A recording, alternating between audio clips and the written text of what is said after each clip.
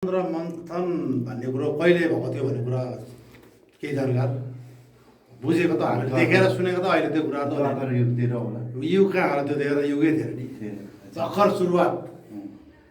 भगवानहरूको भर्खर प्रकट हुने त्यो क्रममा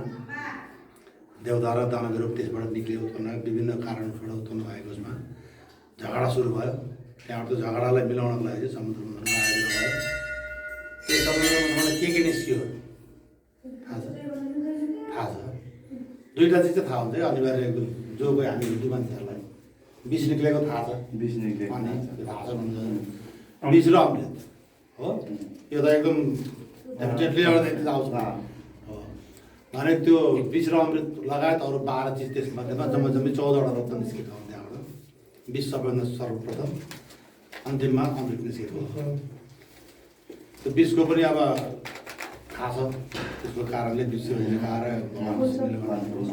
अनि अमृतमा झगडा भयो फेरि देवता र राक्षसमा त्यो लिएर भागेको कथा सुनिएको छ त्यो भाग्ने क्रममा चाहिँ कहाँ गयो अब भाग्दा भाग्दै अहिले यो अब आजभोलि कहिलेदेखि लाग्दैछ इलाहाबादमा कुम्भ मेला लाग्दैछ त्यो चाहिँ एक खबर झरेको छ त्यहाँबाट त्यो भाग्ने क्रममा हजुर अमृत त्यही अमृत त्यो भाग्ने क्रममा छसल खिएर चाहिँ त्यहाँ एक खबर झरेको ठाउँ थियो त्यस्तै लगायत अरू 4 ठाउँ जम्मै इन्डियामा 4 ठाउँमा हो हरिद्वार नासिक उज्जैन र इलाहाबाद त्यो 4 ठाउँमा चाहिँ हो फोटो लिन्छ पाइन्छ नि भने त्यही अमृतको भाग्दै क्रममा त्यसमा अमृत भनेको कुरा त अब त्यसमा तर लागेको थियो तर चाहिँ हल्लिने क्रममा चाहिँ हामीले घरमा तरलाई के बनाउँछ के बनाउँछौँ घिउ बनाउँछौँ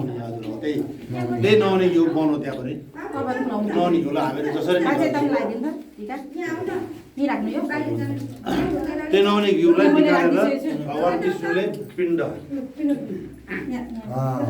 पिण्ड भनेको थाहा छ हजुरलाई पिण्ड भनेको के त हामी श्राद्धमा पितृलाई दिने भोजन त्यो पनि गलत हो फेरि त्यो पनि गलत हो खिरगुडो पिण्ड भनेको हामीले पढेका छौँ नि हजुर हामी दुई अक्षर चिनिएको पिण्ड केलाई पढेका छौँ हामीले त्यही पढेकै पिण्ड यानि मास सर्कल गोलो आकार वस्तु कुनै पनि त्यो चाहिँ पिण्ड हो नि यहाँ राख्नु हजुर यहाँ राखेर पूजा गर्दा हुन्छ गोलो बनाउँछन् पिण्ड चिल्लो बनाउँछन् गोलो बनाउँछन् त्यो होइन गोलोको आकारको जानेको गर्ने हजुरले त हातले होइन लोटाले जल चढाउनुहोस् यो रुद्राक्षमाला चढाउनुहोस् गर्नुहोस् है कुनै विशेष पूजा भयो भन्नु पर्यो हजुरहरूले आफूले जानेको पूजा हो यहाँ केही पनि छैन त्यो बेलपत्र होला त्यहाँ खोजेर चढाउनुहोस् त्यहाँ होइन यहाँ लाउने तपाईँहरूले त्यहाँ त मैले लाउने हो पूजा गर्दै आउँछ मास यानि गोला आकारको वस्तुलाई पिट्न भन्छ त्यो पितृलाई जुन श्राद्धमा हामी गर्ने चिज पनि केबाट बनाउँछौँ खिर भनेको चाहिँ खाने मिष्टान्न स्विटको लागि चाहिँ खिर भयो पितृलाई चढाउनुमा चाहिँ पायस भन्छ नि त्यो थाहा हुन्छ त्यो पायसलाई जब बनिसकेपछि जब आकार लियो त्यसले गोलो त्यसपछि पिण्ड भएको थियो